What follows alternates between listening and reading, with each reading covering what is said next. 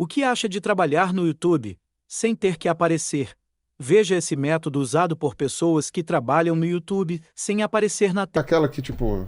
Como agora já não tá mais na moda ser ateu, então agora não tem mais aparecido muito essas pessoas. Você acha né? que agora diminuiu um pouquinho? Oh, nossa senhora. Eu acho que diminuiu muito. a febre foi, sei lá, uns 10 anos atrás, Foi uns talvez. 10 anos atrás. Ah, Uns sim, 10 anos verdade, atrás eu tô foi uma entendendo. febre. Que tinha até o uma próprio febre. Dawkins dos Cavaleiros do Apocalipse, ele e o Hitchens, aquele Isso, pessoal todo. exatamente. Aí que o Lane Craig, o Ravi Zacharias começaram a despontar também. Exato. E tudo.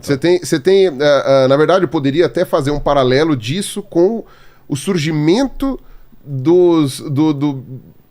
essencialmente dos YouTubers. Daria pra você fazer uma relação Verdade. da coisa, porque houve assim, foi muito coincidente a pessoa que quer mostrar opiniões na internet com esse movimento ateu e essa coisa, assim, sabe? Não é por acaso. Não Verdade. é por acaso que os primeiros YouTubers aqui do Brasil eram ateus. O Nando, Ateus, o Cauê, Felipe Neto, o Cauê. Felipe Neto também. Opa! Felipe Neto era ateu? Ateusaço. É sabia? mesmo? É, Sabia. o Felipe Neto. Também. Inclusive, ele tava na página da Ateia como um dos ateus, até a Ateia falou alguma bosta muito feia, e o Felipe Neto mandar tirar foto dele de lá.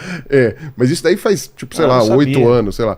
Mas, enfim, você vê que era bem comum isso daí, e não tô dizendo que eles que eles discutiam muito sobre isso na internet. Mas era sabido. Mas isso daí. Estados Unidos foi um padrão parecido, coisa não sei o quê. Então você tem um crescimento isso daí. Então o movimento ateu nesse período, que era o período do começo do YouTube, era um movimento bem grande. E sempre houve, né, como eu falei, uma minoria ateia, que era muito, muito menos gente, e que não podia geralmente expressar suas ideias, então a internet apareceu como um lugar para você se expressar. E o melhor, como os adultos, o pessoal não assistia, era uma maravilha, porque aí você podia falar e as pessoas te ouviam, só que aí o YouTube começou a ganhar um certo alcance, as pessoas começaram a falar e começaram a assistir, e aí a coisa começou a crescer. E com atenuante, não tem nenhuma estatística disso, é uma suposição. Havia mais ateus jovens do que idosos. Com certeza. Não dá pra mensurar, não mas dá pra mensurar, provavelmente. Mas provavelmente. Então, nesse aspecto, o que acontece? Não tinha ainda o Iago Martins. Não, Então quem dominava esse espectro eram mais professores ou youtubers da linha mais ateia, porque os religiosos conservadores, vou pegar alguns exemplos aqui. Não estavam na internet. O Caio pastor Fábio. Não, o Caio Fábio era uma exceção. Ele era uma exceção, Fábio já estava lá. Porque ele já começava com uma coisa ali o Caio Fábio há muito tempo atrás. Verdade. Mas é porque ele também tinha ele tinha um programa na TV. Mas o programa foi muito antes disso.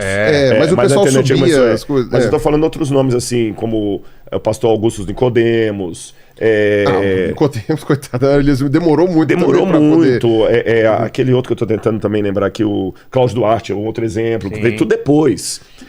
Então, nesse aspecto, houve uma vantagem que, não vou falar os ateus, mas assim, de maneira geral, os céticos e ateus, eles ganharam a vanguarda, porque era mais fácil você achar um youtuber ateu do que um teólogo. Sim, que se Mas na comédia também eu digo isso, cara. Na comédia, quando eu comecei, acho que 60%, 70% era ateu. E é uma coisa interessante. Tipo, querendo te convencer. E mais um detalhe, só um último detalhe eu te deixo falar. E mais um detalhe também, o ateísmo nessa época ganhava uma peça de fetiche, vou explicar o porquê. Intelectual. Eu lembro que isso. A gente era colocado, porque eu era cristão e assumidamente cristão e... Cara, sério mesmo, cara, você faz comédia, você escreve umas paradas aí, como você acredita nisso? E tipo, era uma coisa assim que eu falava... Aí até aquela questão que você falou do meio, da pertença, e o ateísmo, pra época, era o que quebrava o establishment. Que é aquele negócio de era contra a cultura. O livro Exato. A Vida de Charles Darwin não vai vender muito livro. Talvez nem você vai querer ler. Mesmo que eu for um cara darwinista. Mesmo que eu fosse darwinista. Você não vai querer ler. Mas se eu colocar assim...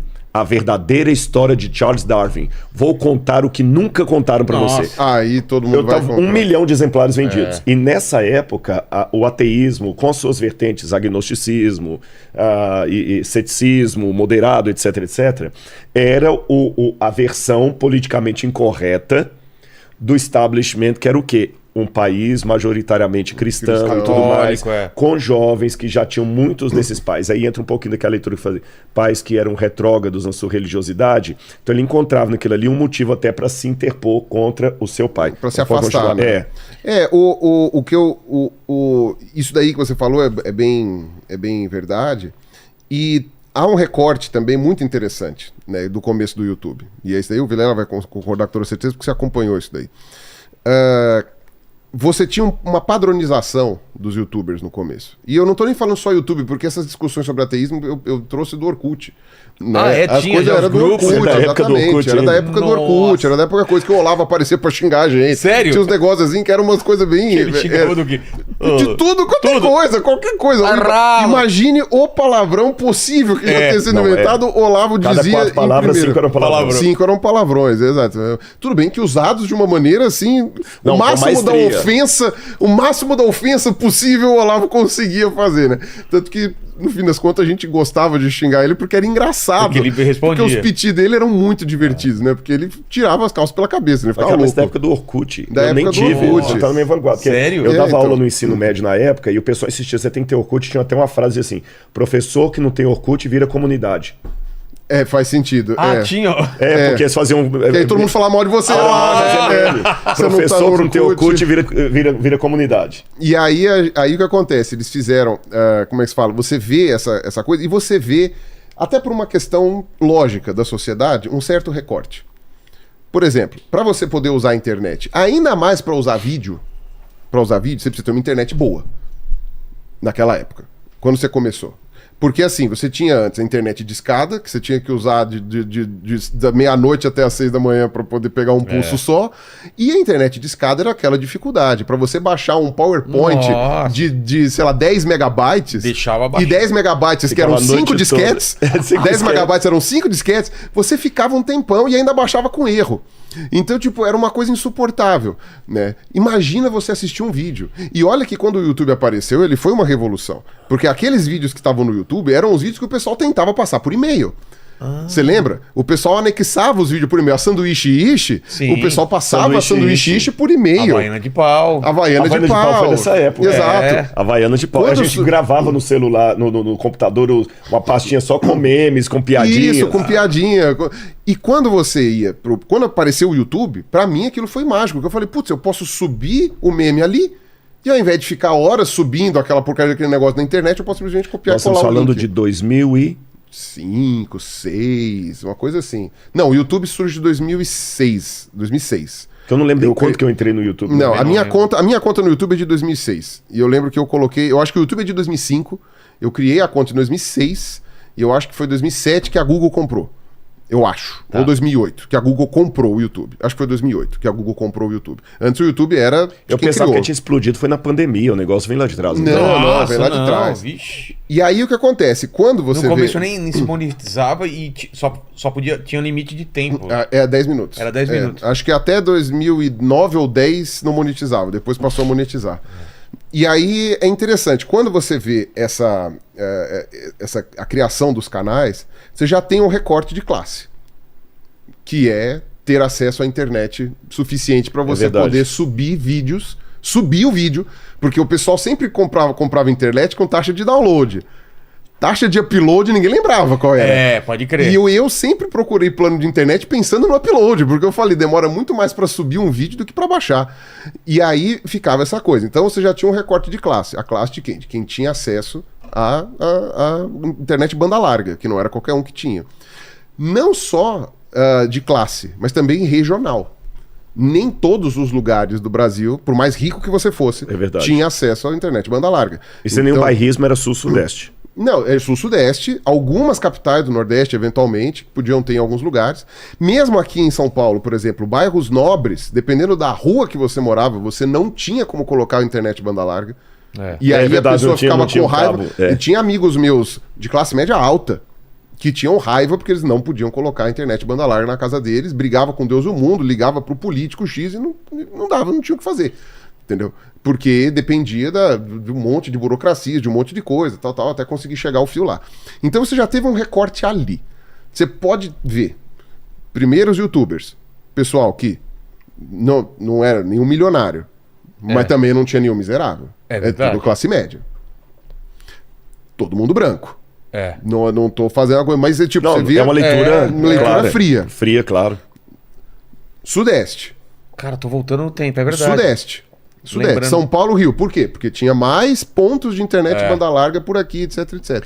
De novo, falando da religião, o cristianismo é majoritariamente periférico e de pessoas pobres e com pouca cultura. A presença deles, então, era bem mais reduzida nesse ambiente. Exato. E idade também. E aí, calma, idade. É. Idade, recorte de idade. Pessoas jovens. Por quê? Porque estavam... Ah, não. E eu vou falar mais antes da idade. Não, vamos colocar a idade. Pessoas jovens e que tinham algum tipo de intimidade com aquilo ali. Não vou dizer que já tinha se colocado na câmera e tal, não. mas que tinha algum tipo de contato que justificava fazer isso. Se você conversar com o Cauê, conversar com o PC, conversar com o Felipe Neto... O PC, por exemplo, foi meu funcionário e ele viu e ele acompanhava o Mundo Canibal. Ele via a gente fazendo o Mundo Canibal e produzindo conteúdo. Ou seja, ele foi influenciado por isso para fazer o conteúdo dele. Exato. O Cauê, por exemplo, qual a história dele? O Cauê, ele participava também de algumas comunidades e ele gravava os vídeos dele e postava nessas comunidades para as pessoas assistirem. Rafinha, ele tinha o canal, a página do Rafinha. Rafinha, uma boa ideia. O Maurício e o Felipe. Ricardo. É, o Maurício Ricardo. O Maurício Ricardo já é um caso à parte, porque ele já era mais velho, ele já tinha... Exato. Tava outra mas coisa. o Felipe Neto. O Felipe Neto, se não me engano, também foi assim. Ele E fazia, até a Kéfera também. Ele fazia legendagem. A A Kéfera Nossa, também. Também? A Kéfera também, na mesma época. Ah, mas me conta que uma aí- coisa. que no caso a Kéfera era uma exceção porque era mulher. É. E se você for ver, o youtuber mulher sempre foi uma exceção nessa época também. Porque aí você começa a remeter a outro padrão. Que é? Não só o padrão de Branco idade. e- Não só o padrão de idade que você falou, o padrão de classe, banco, sei lá. Também tem um padrão social. Que é aquilo que eu brinco. Ninguém que ligava uma câmera pra falar sozinho dentro do quarto, numa época em que isso não dava nada. É. Ninguém batia bem, cara. Eu lembro a primeira vez que eu fiz Eu isso. brincava, eu falava que eu fazia eu isso, que brincava, não era falava assim, monetizado, você não ganhava dinheiro Não, com você aquilo. ligar uma câmera... Não, e mesmo que você ganhasse, pra você ser monetizado, era uma luta. Não, mas foi que monetização você não- ainda veio depois, né? Veio depois, exatamente. Mas mesmo que você tivesse monetização, eu comecei a gravar vídeo de fato, você vai achar vídeo meu de 2009, mas eu comecei a gravar vídeo mesmo em 2011. Esses meus vídeos de 2011 já podia ser monetizado. Mas pra você ser monetizado, demorou um ano pra eu ser monetizado. E só fui monetizado porque o Jovem Nerd compartilhou meu vídeo, porque senão eu não teria sido monetizado. Ia demorar mais sei lá quanto tempo. Então não era uma coisa fácil. E mesmo que fosse monetizado, ninguém tinha noção de quanto que você ia ganhar, como que você ia ganhar, entendeu? E aí o que acontece? Era você, sozinho num quarto, liga uma câmera, fala e coisa. Gente, a pessoa pra fazer isso, numa época em que isso não era, tipo, época pré-pandêmica, em que você não tinha obrigação alguma, não tinha coisa, não tinha nada. Cara, você não bate bem. Você não bate bem. Tem alguma coisa ali. Uma dificuldade de sociabilização, uma dificuldade de sei lá, ou sei lá, uma falta de liberdade de falar aquilo que você quer falar. Às vezes uma timidez muito grande, Uma que ali timidez dentro muito- você é rei. Exato, pode ser. Mas aí é que eu acho que entra um pouco essa questão também do ateísmo ter sido um fluxo pra lá. Porque eu tenho que falar aquilo que eu não posso falar fora daqui.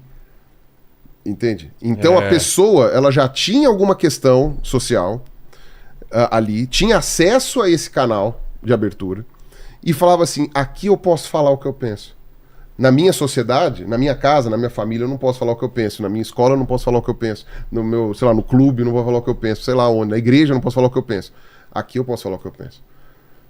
Então, me parece natural, tudo isso que você falou aí do negócio, não, porque é a contracultura da época, porque era aquela coisa, porque era não sei o que lá, mas faz sentido pra mim, até do ponto de vista social, que essas pessoas tenham sido as pioneiras a entrar, a carpir esse lote, entendeu? No YouTube. Faz sentido. Não é uma coisa fora do normal, se você for parar pra pensar, por que o pessoal do humor no começo era tudo ateu? Pra mim faz muito coisa. Por que aquelas pessoas que tinham necessidade de falar? E as pessoas não ouviam. Colocar o ponto de vista dela, é verdade. Colocar pra fora. E o humor verdade. é uma maneira de você fazer isso. Então, tipo, faz todo Eu tô com o microfone na mão. Exato. É. Agora, ó, calaram minha boca tanto tempo, agora quem tá Exato. falando sou eu. E as pessoas estão ouvindo. E tão rindo. E estão rindo, ou estão escutando, ou estão seguindo, estão dando like, ou estão fazendo não Faz sei o quê. sentido. Então você teve toda essa movimentação, toda essa coisa, entendeu? Então, por isso que eu falo, hoje já não é mais hype ser ateu, hoje não tá mais na moda ser ateu, não tem mais coisa, né? Voltando, depois de 40 minutos a gente volta no ponto, né? Gilberto Gil, tô voltando pra Santos, tô chegando em Santos. Tá chegando em Cubatão. Já saiu. Se eu fui por Taubaté, então eu tô em Bertioga, né? Eu tô voltando. O que acha de trabalhar no YouTube sem ter que aparecer? Veja esse método usado por pessoas que trabalham no YouTube sem aparecer na